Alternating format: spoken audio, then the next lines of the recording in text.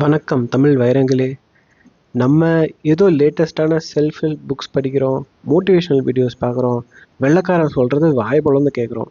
ஆனால் தெரியுமா, நம்ம பர்சனாலிட்டியை டெவலப் பண்ண நம்ம ஹிஸ்ட்ரியில் இல்லாத விஷயமா வெள்ளைக்காரன் சொல்லிட போகிறான். தமிழ் சங்கம் லிட்ரேச்சர்னு ஒரு பொக்கிஷம் இருக்குது.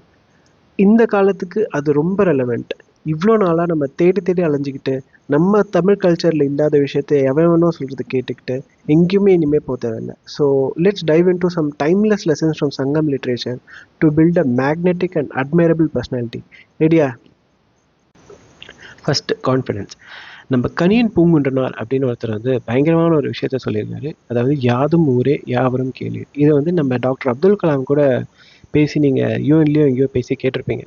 அதாவது டிரான்ஸ்லேஷன் என்னன்னா, every place is my home and everyone is my கின்னா ரிலேஷன். ஸோ அது பேசிக்கலாக என்ன சொல்கிறாருன்னா, இது வந்து ஒரு சின்ன மைண்ட் செட் விஷயந்தாங்க. கான்ஃபிடென்ட்ன்றது நம்ம ஏதோ பிறந்ததுலேருந்து வந்தது கிடையாது. அது வந்து ஒரு உங்களை பற்றி நீங்களே கன்வின்ஸ் பண்ணுற ஒரு விஷயந்தான் கான்ஃபிடென்ஸ். ஸோ இது எப்படி ப்ராக்டிக்கலாக யூஸ் பண்ணலான்னா, நம்ம வந்து ஏதாவது ஒரு புது இடத்துக்கோ இல்லைனா புது மக்களை பார்க்குறதுக்கோ போகும்போது நமக்கு ஸ்லைட்டாக ஒரு கான்ஃபிடென்ஸ் கம்மியாக இருக்கும். என்னடா நம்மளை பற்றி என்ன நினைப்பாங்க அவங்கன்ட்டு. ஒரு சின்ன மைண்ட் செட் சேஞ்ச் என்ன சொல்கிறாங்கன்னா, அவங்களும் நம்மள மாதிரி மக்கள் தான், சாதாரணமான ஒரு மக்கள் தான். அவங்களும் நிறையா ஹாப்பினஸ், நிறையா சந்தோஷம், நிறையா பிரச்சனைங்க, நிறைய விஷயங்கள பார்த்துட்டு வந்திருப்பாங்க. ஸோ அவங்களோட எக்ஸ்பீரியன்ஸை பேசுகிறாங்க, நம்ம நம்மளோட எக்ஸ்பீரியன்ஸை பேசுவோம். நமக்கு எக்ஸ்பீரியன்ஸ் பத்தலைன்னா கற்றுப்போம், அவ்வளோதான். ஒரு சின்ன மைண்ட் செட். அதுக்காக நம்ம அவங்கள பார்த்து பயப்படணும் அப்படின்ற ஒரு சிம்பிளான ஆனால் பவர்ஃபுல்லான ஒரு விஷயத்த 4 வார்த்தையில் சொல்லி டமால்னு முடிச்சிட்டாரு பாருங்க. அதுதாங்க நம்ம தமிழ் சங்க இலக்கியத்தோட ஒரு பயங்கரமான ஒரு விஷயம். ஓகேவா? ரெண்டாவது, இப்போ வந்து இன்டெகிரிட்டின்றது நிறைய பேர் நிறைய விதமாக சொல்கிறாங்க. நம்ம திருவள்ளுவர் கூட பயங்கரமாக இதை அலசி ஆராய்ந்திருக்காரு. ஆனால் நிறைய பேருக்கு வந்து இது ஆக்சுவல் மீனிங் என்னன்னு தெரில. நான் சொல்கிறேன் பாருங்கள். இன்டெகிரிட்டினா நம்ம பாடி, நம்ம மைண்டு, நம்ம எமோஷன், இது 3ம் நம்ம சொல்கிற பேச்சை கேட்குதா, அவ்வளோதாங்க. அந்த சொல்கிற பேச்சை கேட்குற மாதிரி நம்ம நடக்கிறோமா, இவ்வளோ தாங்க சிம்பிளான விஷயம்.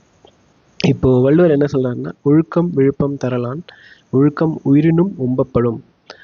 இதோட சிம்பிள் டிரான்ஸ்லேஷன் என்னென்னா, நீங்கள் பேசுகிற விஷயமும் உங்கள் ஆக்ஷன்ஸும் கன்சிஸ்டண்ட்டாக இருந்தால் தான் நீங்கள் உங்களோட ரெஸ்பெக்டை மெயின்டைன் பண்ணுவீங்க அப்படிங்கிறது சிம்பிளாக சொல்லிட்டாரு. இதை வந்து எப்படி நம்ம இம்ப்ளிமெண்ட் பண்ணுறது? இப்போ நம்ம யார்கிட்டயாவது பேசும்போது ஒரு பாஸ் எடுங்க. ஒரு பாஸ் எடுத்துகிட்டு நம்ம வேர்ட்ஸ் ஜென்யூனாக இருக்கான்னு செக் பண்ணுங்கள். நம்ம இன்டெகிரிட்டி பில்ட் பண்ணினா தான் ரெஸ்பெக்ட் லாங் லாஸ்டிங்காக வரும். நம்ம ஒன்று சொல்லிட்டு நம்ம வேற ஒன்று பண்ணிட்டோன்னா இன்டெகிரிட்டி வளராது.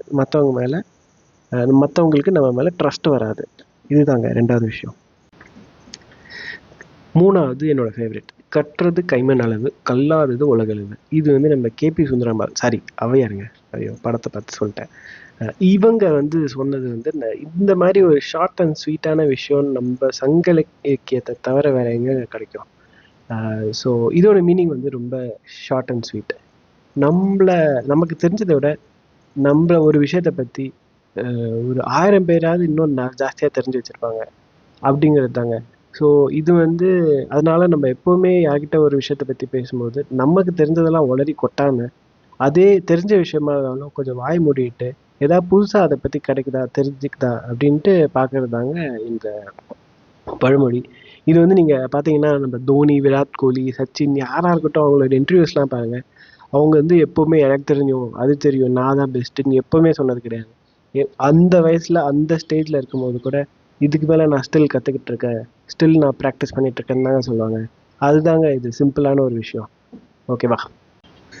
அடுத்தது, இதுவும் ஒரு பயங்கரமான ஒரு விஷயங்க. செய்வினை செய்வான் செயன்முறை, அவ்வினை உள்ளறிவான் உள்ளம் கொள்ளல் அப்படிங்கிறது ஒரு குறள். இது வந்து பயங்கரமான ஒரு விஷயம். நான் வந்து இது நிறைய இன்டர்வியூஸில் கூட நிறைய பேர் சொல்லி கேட்டேங்க.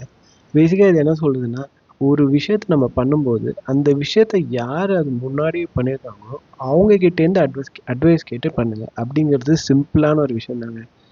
இது வந்து நம்ம கேட்குறதுக்கு ஈஸியாக இருக்கும். ஆனால் நீங்கள் ப்ராக்டிக்கலாக யோசிச்சு பாருங்களேன். நம்ம ஏதோ ஒரு புதுசாக ஒரு விஷயத்த பண்ணுறோன்னா, நம்ம ஃபஸ்ட்டு நம்ம கேட்குறது யார்கிட்ட?